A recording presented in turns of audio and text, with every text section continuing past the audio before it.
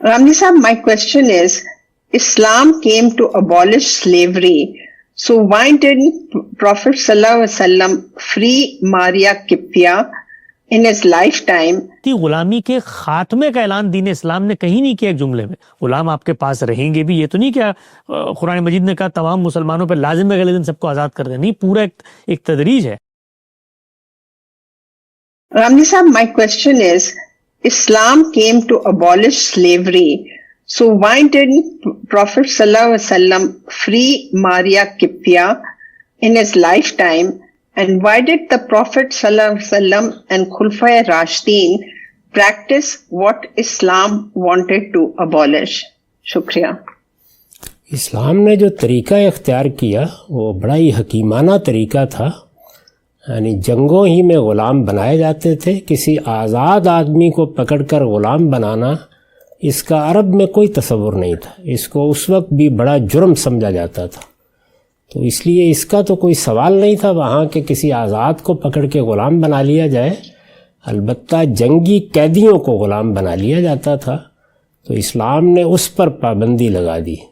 چنانچہ سورہ محمد میں اللہ تعالیٰ نے پہلی جنگ پیش آنے سے قبل اعلان کر دیا کہ اب اگر جنگی قیدی پکڑے جائیں گے تو فَإِمَّا مَنًّا بَعْدُ وَإِمَّا فِدَا، دو ہی صورتیں ہوں گی، یا ان کو احسان کے طور پر رہا کر دیا جائے گا یا فدیہ لے لیا جائے گا. یعنی معاوضے میں کوئی چیز لے لی جائے گی. ہو سکتا ہے کہ وہ کوئی قیدی رہا کرا لیا جائے، ہو سکتا ہے کوئی اور شکل ہو، یا پھر کوئی معاوضہ مالی شکل میں لے لیا جائے گا. تو اس طرح سے غلامی کے پیدا ہونے کا دروازہ بند کر دیا گیا. جو موجود غلام تھے یا لونڈیاں تھیں ان کے لیے آزادی کا راستہ اس طرح نہیں کھولا گیا. وہ کھولنا ظلم بن جاتا. وہ انسان تھے، ان کے پاس کوئی جگہ باقی نہ رہتی کہ وہ کہاں رہیں، کہاں سوئیں، اپنی معیشت کے لیے کیا کریں. اس کا معاملہ ان پر چھوڑ دیا گیا اور لوگوں کے سامنے وہ ہدایات رکھ دی گئیں کہ اپنے ان لوگوں کو خود کھلاؤ جیسے کھاتے ہو، پلاؤ جیسے پیتے ہو، ان کے لیے وہی بندوبست کرو جو تم اپنے لیے کرتے ہو. ان کی عزت بحال کی گئی، ان کا نام غلام کی حیثیت سے ختم کر دیا گیا. یہ اصلاحات کی گئیں. اس میں ظاہر ہے کہ ایک نسل میں جو لوگ پہلے سے موجود تھے یا دنیا میں ادھر ادھر سے بکتے ہوئے آ جاتے تھے ان کو رہنا ہی تھا. ان کو تدریجی عمل پر چھوڑ دیا گیا کہ وہ گریجولی ختم ہو. اس میں کوئی اس طرح کا اقدام کرنے کی ضرورت نہیں تھی. ایسا کوئی بھی اقدام ان لوگوں کے لیے سخت نقصان دہ ہو جاتا، اور ریاست اس پوزیشن میں بھی نہیں تھی کہ جن لوگوں نے روپیہ دے کے رقم خرچ کر کے خریدے ہیں ان کو ان کی رقم واپس کر سکے. یہی طریقہ حکیمانہ طریقہ تھا. البتہ آخر میں سورہ نور میں یہ اعلان کر دیا گیا کہ ہر غلام، خواہ وہ عورت ہے یا مرد، اگر وہ اپنی آزادی چاہتے ہیں تو بس اس بات کا معاہدہ کر کے اس کو ثابت کر دیں کہ وہ اپنے پاؤں پر کھڑا ہو سکتے ہیں تو لوگ پابند ہوں گے کہ ان کو آزاد کر دیں. تو اسلام نے یہ طریقہ اختیار کیا. اس کے دوران میں اس طرح کے انقلابی اقدامات کی کوئی ضرورت نہیں تھی. وہ ایک برا نمونہ ہوتا. میرے نزدیک تو یہ خود بڑے مطالعے کی چیز ہے کہ اللہ نے جب ایک اس طرح کی برائی کو ختم کرنا چاہا تو کیسا حکیمانہ طریقہ اختیار کیا ہے، جس سے کوئی فساد نہیں پیدا ہوا، کوئی جنگ نہیں پھوٹ پڑی، کوئی لوگوں کے لیے کیمپ نہیں بنانے پڑے، حکومت کے اوپر کوئی ایسا دباؤ نہیں پڑا، گلی گلی بازار بازار لوگ بے گھر نہیں ہوئے، بلکہ بہت خوبی کے ساتھ دروازہ بند کر دیا گیا اور آئندہ کے لیے حالات پر چھوڑ دیا گیا. چنانچہ کیا یہ حقیقت نہیں ہے کہ سوائے بادشاہوں وغیرہ کے انحرافات کے جس وقت دنیا میں غلامی ختم ہوئی تو ہمارے معاشرے میں اس وقت کہیں غلامی موجود نہیں تھی.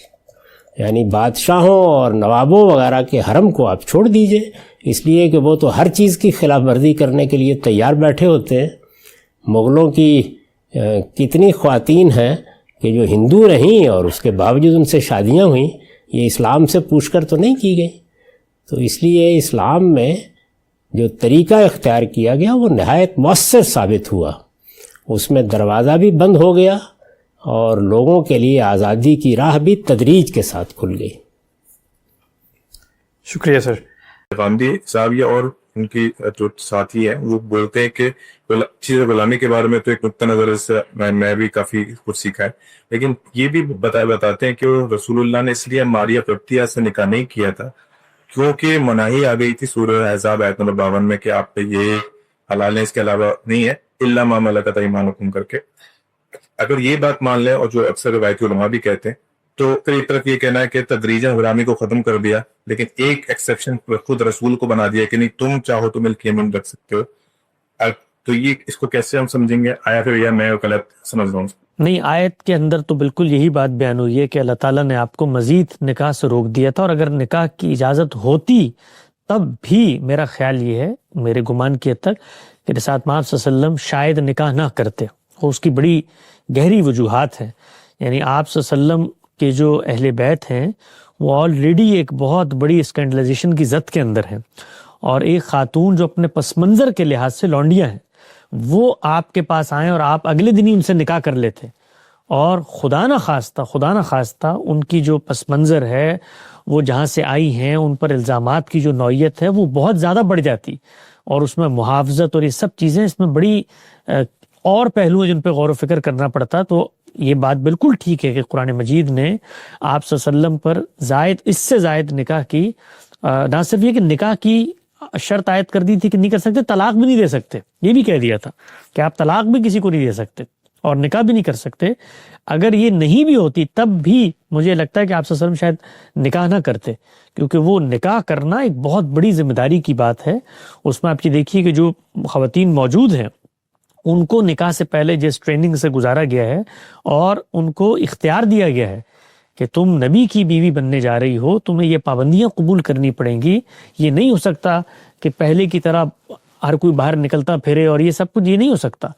اور اللہ کے ساتھ بھی خاص تعلق پیدا ہوگا اور نبی کے ساتھ بھی اطاعت کا تعلق ہوگا، اور یہ بڑی بھاری ذمہ داری ہے. تو تمہیں اختیار ہے، قرآن مجید نے اس کو ذکر کیا، اس اختیار کو. آپ چاہتی ہو تو آپ الگ ہو سکتے ہو، آپ صلی اللہ علیہ وسلم کو بھی اختیار دیا، ان کو بھی دیا، اور اس میں کوئی تنگی کی بات نہیں ہے، لیکن رہنا ہے تو یہ پابندی ہے. تو اگر نکاح کی اجازت ہوتی تب بھی میرا خیال ہے رسالت مآب صلی اللہ علیہ وسلم یہ نکاح نہ کرتے. تو وہاں تو اجازت ہی نہیں تھی. اب دوسری بات یہ ہے کہ آپ نے بطور لونڈی ان کو کیوں قبول کیا؟ اس کی وجہ یہ ہے کہ جس قانون کو آپ لے کر چل رہے ہیں اس قانون پر جس طرح لوگوں نے عمل درآمد کرنا، آپ نے بھی عمل درآمد کرنا. یعنی یہ نہیں ہو سکتا تھا کہ ایک شاہ مصر کی جانب سے آپ کو تحفہ موصول ہوا ہے، اس تحفے کو اس عہد اس تمدن کے لحاظ سے وہ بالکل جائز چیز سمجھی جاتی ہے. قرآن مجید نے بھی علی الاطلاق اس کی حرمت کا اعلان نہیں کیا، اس کے پیدا ہونے کے رستے کو بند کر دیا، اور اس پہ پوری امت کا اتفاق ہے. پیدا ہونے کے رستے پہ جہاں قرآن مجید نے ذکر کیا سورہ محمد میں، اس پر سب کا اتفاق ہے. لوگ پھر بعض حدیث سے استثناءات نکال کے اس کو منسوخ کرتے ہیں، لیکن قرآن مجید واضح ہے اس معاملے میں. تو اس کے بعد ایک تدریج ہے جس سے پوری سوسائٹی نے گزرنا ہے. تو یہ تو نہیں ہے کہ اگلے دن جن گھروں میں لونڈیاں موجود تھیں ان سب کو، ایک تدریج ہے، ایک تسلسل ہے، اس میں سب کے ساتھ وہی معاملہ ہونا ہے. تو آپ نے بھی اپنے زمانے میں اپنے آپ کو اس سے مستثنیٰ نہیں کیا، اور جس طرح باقی لوگوں نے ذمہ داریاں لی ہوئی تھیں آپ نے بھی ایک ذمہ داری قبول کی، اور وہ کچھ عرصے بعد ان کا انتقال بھی ہو گیا تھا، تاریخ کی کتابوں میں یہی آتا ہے. لیکن آپ صلی اللہ علیہ وسلم کیوں یہ کام کرتے کہ اگر ان کو ایک چیز موصول ہوئی ہے تو اس کو وہ اٹھا کر کسی اور کو دے دیں؟ اور اس زمانے کے عرف میں بڑی بری بات بھی سمجھی جاتی تھی. یعنی یہ چیز کہ آپ کو ایک شاہ کا تحفہ، آپ نے ابھی دیکھا نا حالیہ دنوں میں، یہ تو ابھی جدید تمدد اور دور کے بعد کی بات ہے کہ ایک تحفہ ایک بادشاہ نے دیا اور وہ کسی نے اس کو مثال کے طور پہ اس طریقے سے بازار میں دے دیا، تو کیا کچھ صورتحال پیدا ہو گئی. تو یہ سارے پس منظر میں آپ نے اس تحفے کو قبول کیا. جو تدریج تھی غلامی کے خاتمے کا اعلان دین اسلام نے کہیں نہیں کیا، ایک جملے میں غلامی کی بتدریج خاتمے کی بات کی ہے.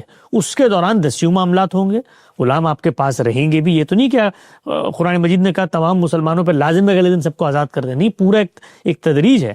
سوسائٹی کا مسئلہ تھا، سوسائٹی کو یہ بالکل اسی طرح کی بات ہے جیسے قرآن مجید نے امرهم شورى بینہم کا. تو اب یہ تدریج سے اس پہ عمل درآمد ہوگا نا، سوسائٹی موافق ہوگی تو عمل درآمد ہو جائے گا. تو آپ یہ دیکھیے کہ سوسائٹی نہیں موافق تھی نا، تو دنیا میں مسلمان تو جہاں پر تھے یہ پوری کی پوری مغربی اقوام ابھی 50-60 سال پہلے غلامی کا پہ خاتمہ ہوا ہے. تو وہ تو سوسائٹی کی ضرورت تھی ایک چیز، تو اس چیز کو جس طرح باقی لوگوں نے اپنایا ہوا تھا آپ نے بھی اپنایا.